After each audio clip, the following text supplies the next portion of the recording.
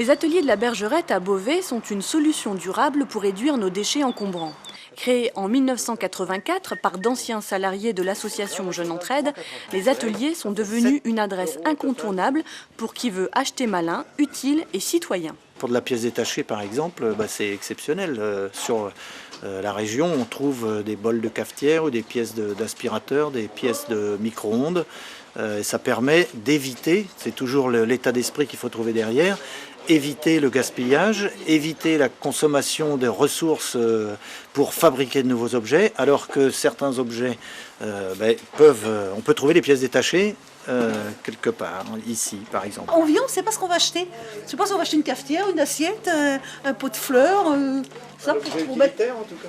J'ai mis un rosier. Je sais sur la table de ma soeur. Je vous n'êtes jamais pigeon ici. En plus, c'est très sympathique.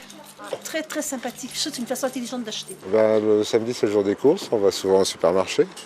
Et ici, c'est différent parce qu'on retourne un peu dans le passé. J'ai trouvé une pièce détachée pour un aspirateur, une brosse aspirateur. Bon, bien sûr, j'ai trouvé. Et aussi au niveau du coût.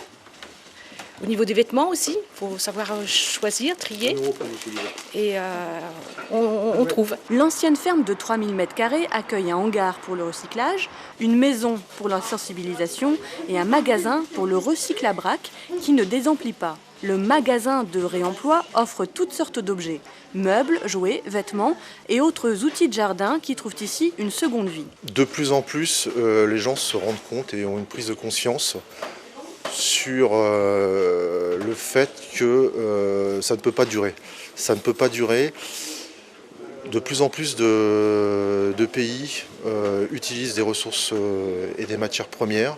Ces matières premières, il y en a de moins en moins, et donc il faut créer des moyens pour recycler de plus en plus les matières déjà existantes, réemployer les objets que nous jetons tous les jours à la poubelle, qui plus est, qui sont très nocifs souvent pour l'environnement. L'économie solidaire n'est pas un vain mot pour les salariés des ateliers qui cultivent un réel esprit de valorisation des objets.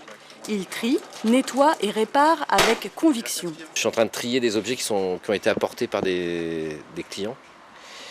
Sympathisants parfois, on a des gens qui des fois viennent seulement pour se débarrasser, et puis d'autres qui apportent des choses de qualité en sachant à qui les donne. En sachant que nous, on va en transformer ça un peu en plus-value au niveau justement environnemental, etc.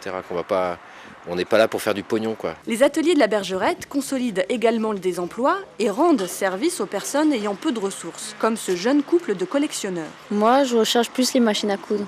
Moi, pour regarder un peu de tout, les meubles.